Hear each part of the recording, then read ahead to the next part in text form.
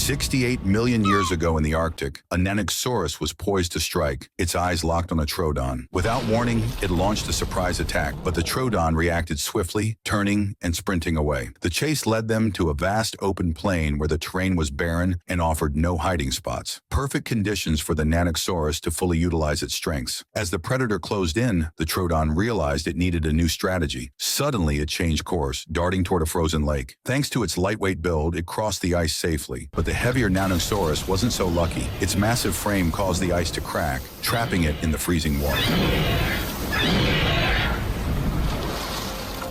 Despite its desperate struggles, escape was impossible. This innate intelligence allowed the Troodon to thrive in an era ruled by giants. Of course, the Troodon's cleverness wasn't just for survival, it also made daily life easier. One day, a Troodon crept up to a tree stump, used its slender claws to peel back the bark, and exposed a plump insect. With precise timing, it snatched the bug but didn't eat it immediately. Instead, it carried the insect in its mouth to a nearby stream. Just as I wondered what it was planning, the Troodon did something unbelievable. It deliberately tossed the insect into the water. The move left me baffled, but barely 2.5 minutes later, a small fish appeared. Seizing the opportunity, the Troodon swiftly caught a fat little shark. It turns out the Troodon was the true pioneer of fishing. Similar behavior can still be seen today in some deer and birds. After all, a single insect isn't enough to fill its stomach, but using one as bait for a bigger meal was the key to survival in this competitive world. Time passed, and the next day arrived with a violent snowstorm. Some dinosaurs froze to death on the spot, but the feathered Troodon was insulated against the cold, so its life wasn't in immediate danger, though its carefully groomed feathers were now a windswept mess. Once the storm passed, the Troodon was starving, and now was the time for its intelligence to shine. Using the same method as before, it scraped away the snow with its small claws, uncovering a hidden stash of nuts, food it had stored away before winter for emergencies. When the depths of winter arrived, the Arctic was shrouded in perpetual darkness, but the Troodon's sharp mind allowed it to adapt to even the harshest conditions. As time moved forward, early spring arrived. A herd of Pachyrhinosaurus grazed along the riverbank when suddenly the entire group grew restless. What was happening? It turned out a group of Troodon were trying to drive them away to defend their territory. Pachyrhinosaurus were herbivores and normally didn't attack other dinosaurs, so the Troodon's aggressive behavior was practically suicidal. These thick-skulled giants could even hold their own against a T-Rex.